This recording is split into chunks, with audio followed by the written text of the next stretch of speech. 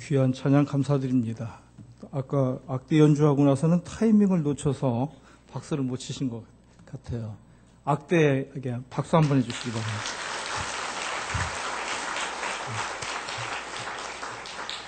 감사합니다. 거듭나자는 제목으로 함께 은혜를 나누고자 합니다. 거듭이라는 말은 처음부터 완전히 철저히라는 뜻과 다시 두 번째 위에서부터 하나님께로부터라는 뜻입니다. 유대인들은 이방인이 할례를 받고 유대교로 개종을 하면 거듭났다, 중생했다고 말합니다.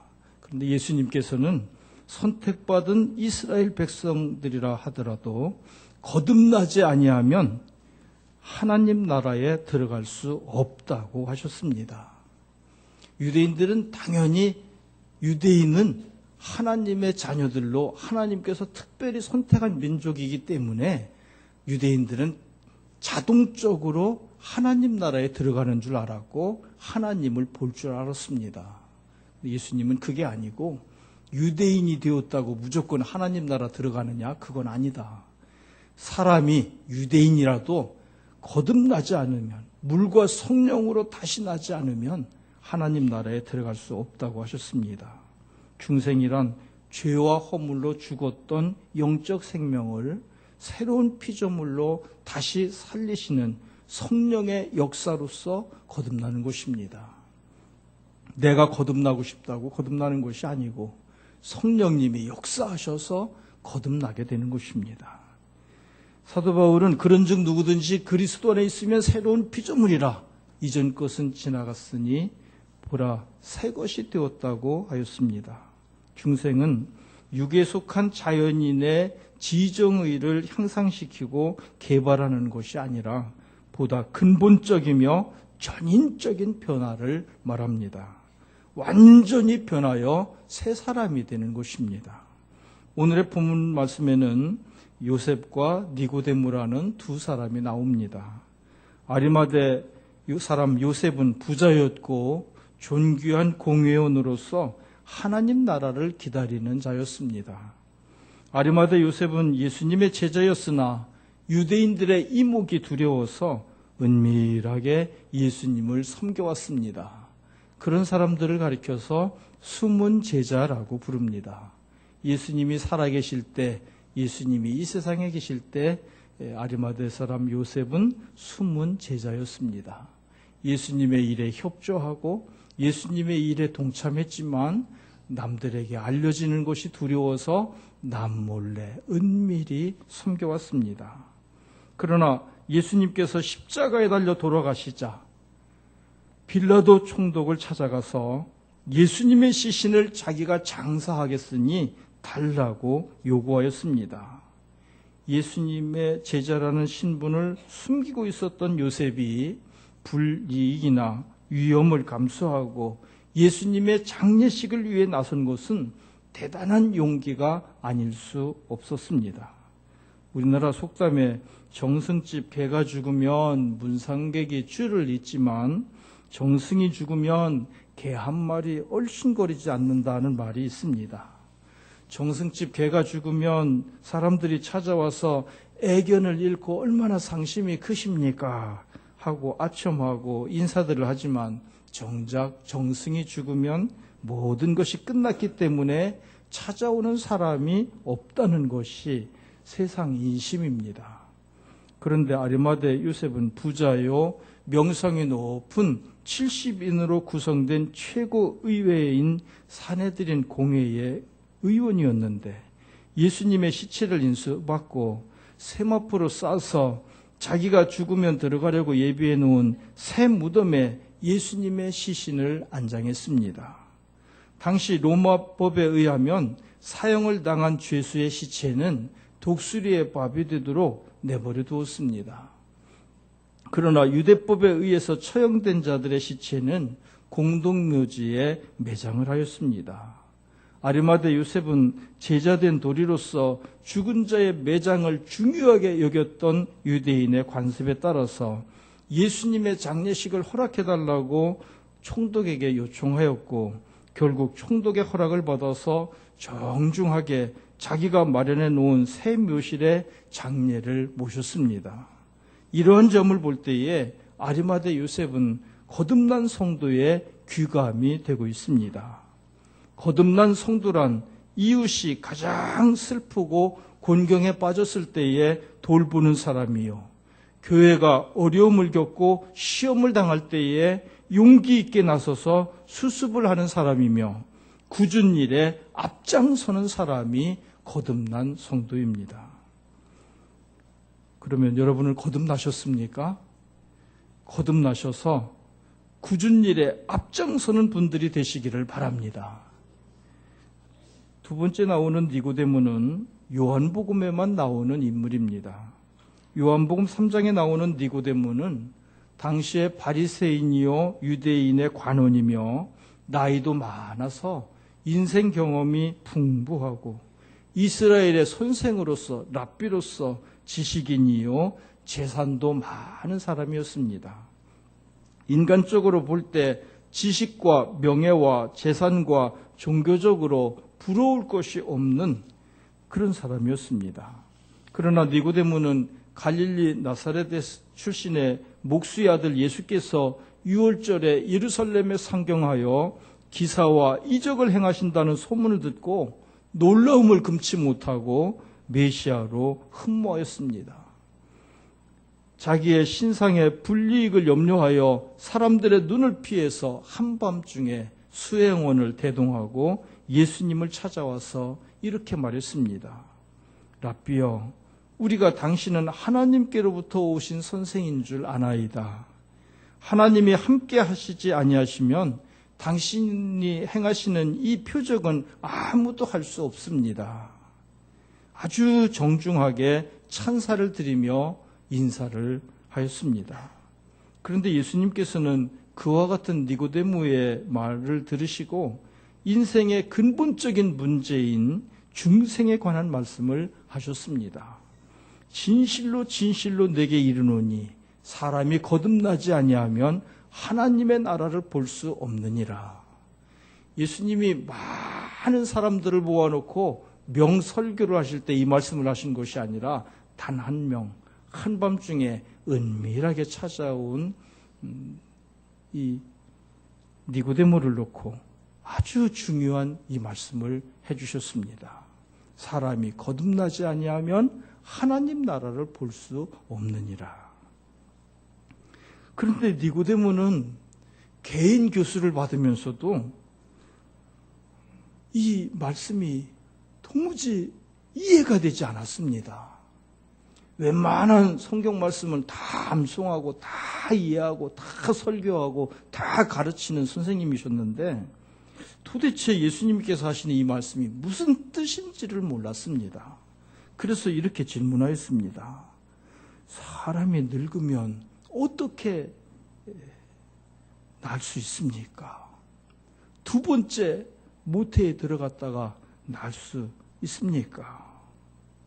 도무지 거듭나야 된다, 두 번 나야 된다, 또 다시 새롭게 태어나야 된다 하는 말씀이 이해가 되지 않아서 나이가 많은 랍비였지만 젊은 예수님에게 너무 궁금해서 두 번째 다시 난다는 말이 도대체 무슨 말이냐고 물었습니다.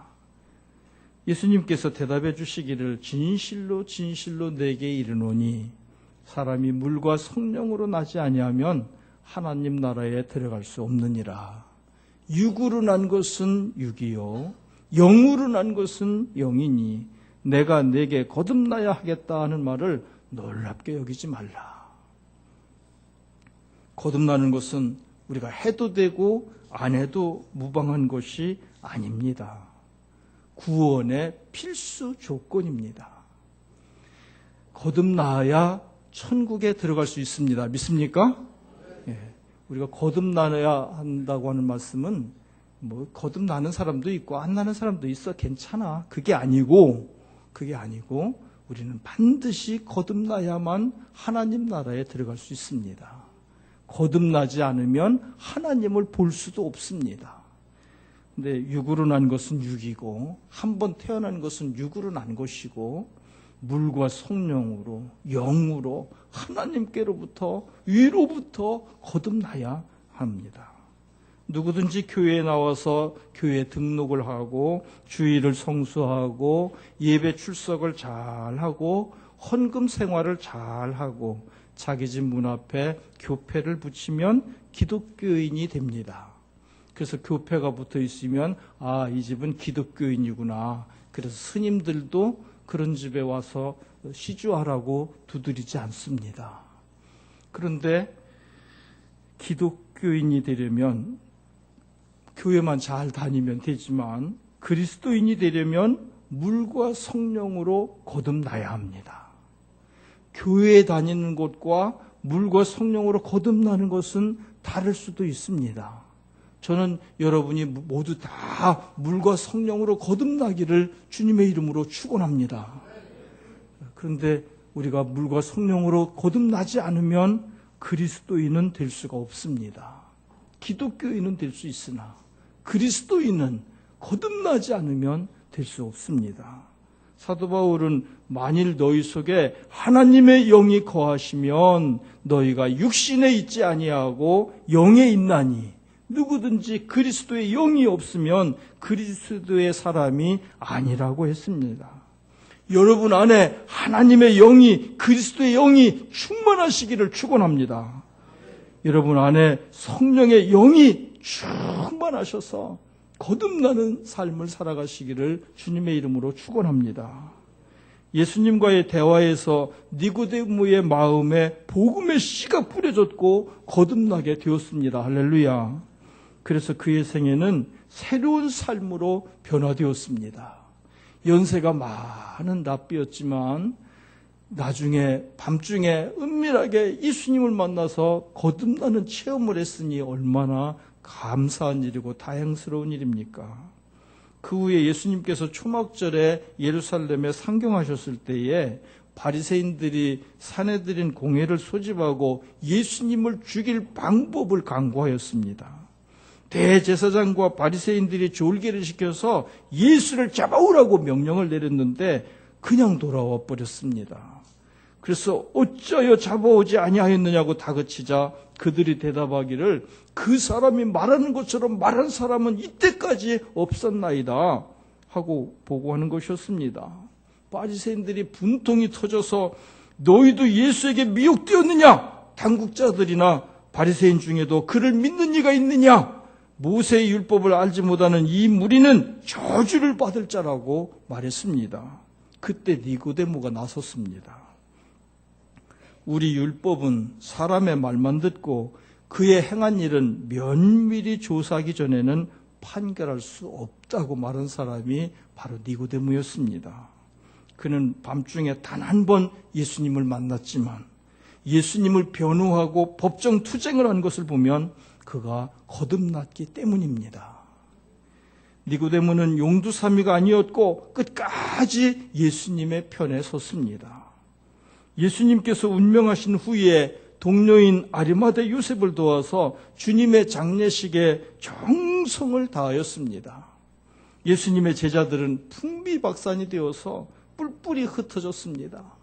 예수님이 체포되고 예수님이 재판을 받으시고 예수님께서 십자가에 처형을 당하실 때 사랑하는 제자들은 다 도망가 버렸습니다. 십자가 아래까지 따라온 제자는 사도 요한뿐이었습니다. 그리고 막달라 마리아를 위시한 몇몇 갈릴리 여자들 뿐이었습니다. 아리마대 요셉이 예수님의 신신을 인수하였고 니고데모는 몰약과 침향 섞은 것을 100근이나 가져와서 향품과 함께 세마포로 싸서 장사했습니다. 몰약은 방부제로 사용되었고 향료로도 사용되었는데 동방 박사들이 예수님께 바친 3가지 예물 중에 하나였습니다. 침향은 방부제 역할을 하는 것입니다. 몰약이나 침향이 100근이면 351kg이나 되는데 그것은 니고데모가 상당한 재력이 있었다는 증거가 됩니다. 이와 같이 예수님의 시신에 향료를 많이 쓴 것은 마치 왕족의 장례식과 같이 만왕의 왕이신 예수님의 장례식을 한 곳입니다. 전설에 의하면 니고데모는 베드로에게 세례를 받았고 유대인들의 박해로 스데반이 순교를 당할 때에 사내들인 공회에서 직위 해제를 당하고 예루살렘에서 추방당했다고 전해지고 있습니다. 사람이 돈이 있다고 다 선한 일을 하는 것이 아니고 권세가 있다고 다 의로운 일을 하는 것이 아닙니다. 그러므로 아리마대 요셉과 니고데모는 거듭난 사람이었기 때문에 천년만대의 성도들에게 모범이 되어 전해지고 있습니다. 한국 교회의 인물사에 수록된 황해도 재령의 동부교회 정찬유 장로님은 가난한 가정에서 태어나서 홀어머니를 모시고 점심 굶기를 밥 먹듯 하였습니다. 한 번은 김익두 목사님을 강사로 모시고 부흥회를 할 때에 찾아가서 내가 부자가 되어서 교회에 봉사하고 싶은데 비결을 가르쳐달라고 하였습니다. 그러자 김익두 목사님이 하시는 말씀이 비결이 있기는 있는데 비결을 가르쳐 주어도 사람들이 실천을 잘 안 하더라고 말했습니다. 그랬더니 나는 꼭 실천하겠으니 가르쳐달라고 하여 주일 성수와 11조 생활을 잘 하라고 말씀해 주었습니다. 그는 학교 앞에서 작은 문방구점을 경영하면서 가난하게 살다 보니까 하나님께 드려야 할 11조를 제대로 드리지 못했는데 말씀을 듣는 가운데 이런 생각을 하였습니다. 그래, 내가 하나님께 마땅히 드려야 할 11조를 떼먹고 드리지 않는다고 내 형편이 나아지는 것도 아니지 않는가. 이래도 배가 고프고 저래도 배가 고프다면 차라리 하나님께 11조를 드리고 배가 고픈 것이 낫겠다. 그렇게 생각을 하고 그때부터 아예 굶을 각오를 하고 11조 생활을 철저하게 했습니다. 차츰차츰 그의 형편이 나아지기 시작했습니다. 신실하신 하나님이 그에게 물질의 복을 허락해 주셨습니다.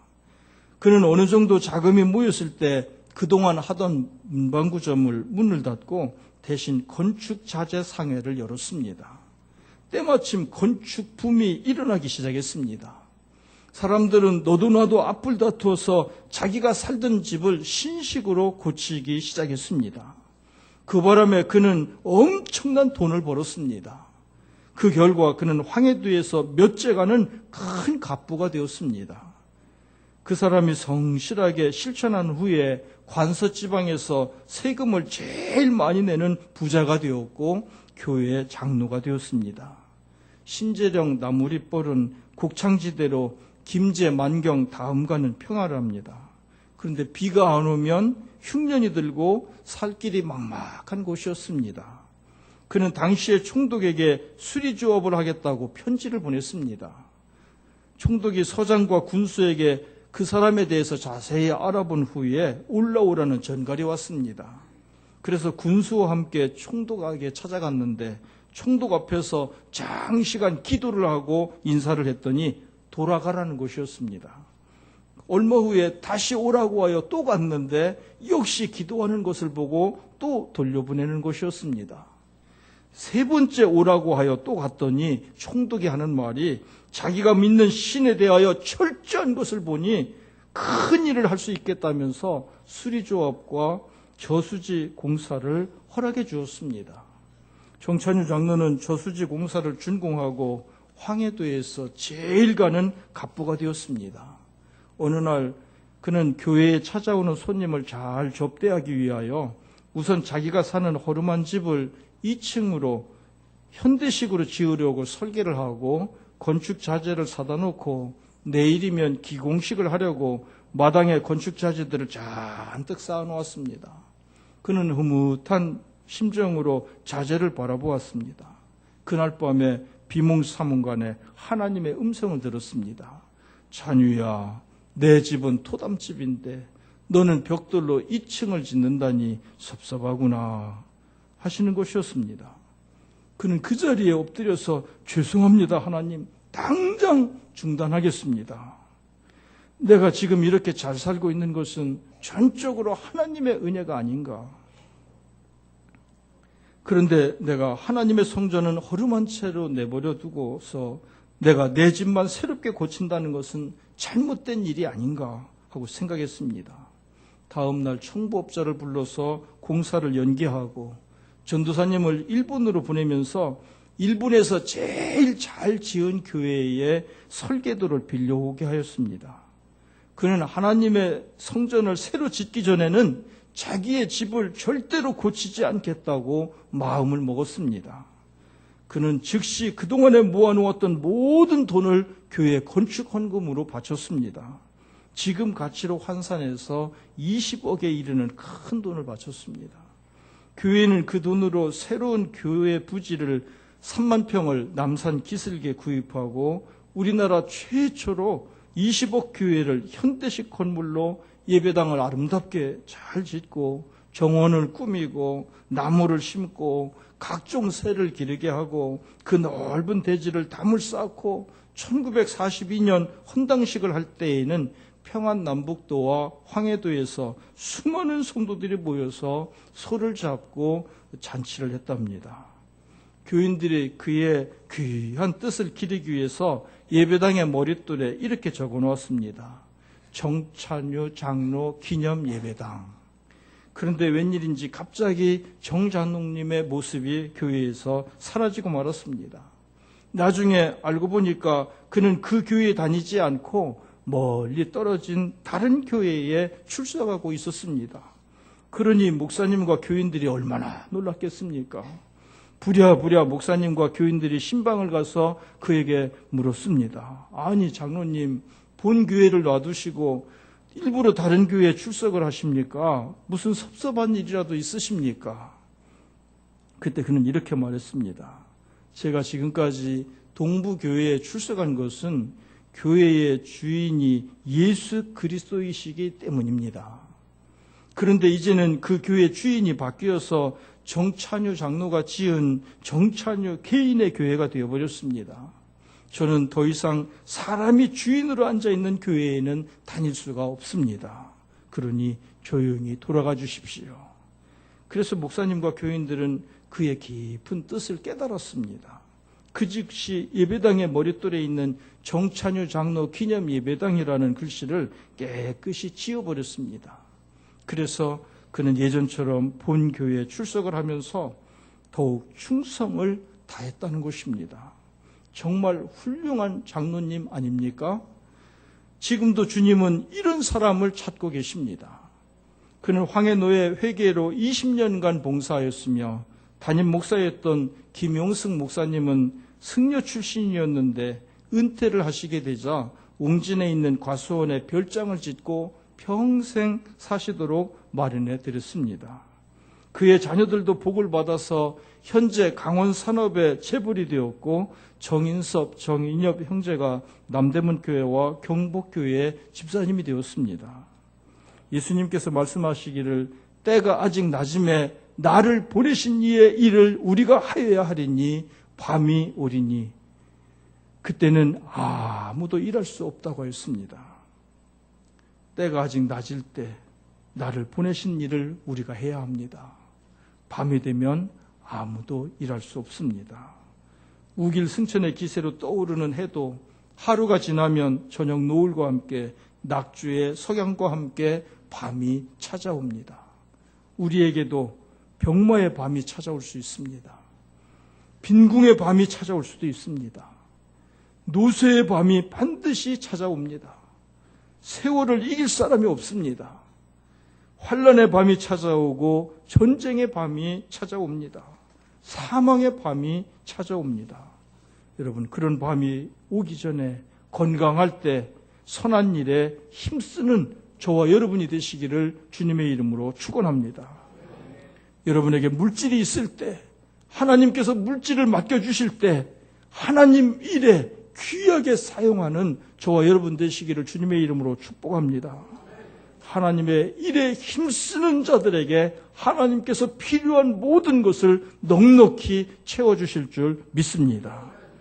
여러분, 평안 무사할 때 요즘 같으면 참 살만하다, 좋다 이런 생각만 하지 마시고 평안 무사할 때 선한 일을 더 많이 힘쓰는 저와 여러분 되시기를 주님의 이름으로 축복합니다. 여러분, 우리에게 밤이 오면 하고 싶어도 못할 때가 오금합니다. 세월 이길 장사 없습니다. 하고 싶어도 우리 의지로 할 수 없을 때가 있습니다. 하나님께서 건강도 주시고 물질도 주시고 평안함 주실 때 하나님의 일을 찾아서 더 많이 힘쓰는 저와 여러분이 된다면 하나님께서 바라보시고 하나님이 지켜보시고 하나님께서 얼마나 은혜가 되셔서 더 많이 쏟아 부어 주시겠습니까? 여러분, 우리가 아무리 물질이 있고 건강이 있고 모든 축복을 다 받았다 하더라도 물과 성령으로 거듭나지 않으면 하고 싶어도 못합니다. 첫째는 하나님께서 성령으로, 물과 성령으로 우리를 거듭나게 해주셔야 하나님이 주신 모든 것을 가지고 하나님의 영광을 위하여 살아갈 수 있을 줄 믿습니다. 점쟁이가 회개하고 거듭나면 새벽 기도에도 잘 나온답니다. 노름꾼이 거듭나면 철야 기도도 잘하고 헌금도 잘한답니다. 막 기마이를 쓰던 가락이 있어가지고 헌금도 잘한대요. 철야 기도도 잘한대요. 이제 이번 주 금요일부터 구역 예배도 드리고 금요 기도회도 시작을 합니다. 금요 기도회에 50명도 안 모여서 정말 창피스러워서 어디 가서 말도 못합니다. 오늘부터 이제 이번 금요일부터 제가 볼 거예요. 아마 거듭나신 분들은 금요일 밤에 다 나오실 줄 믿습니다. 금요일 밤에 거듭나신 분들은 다 나오실 줄 믿습니다. 100명은 넘게 나올 줄로 믿습니다.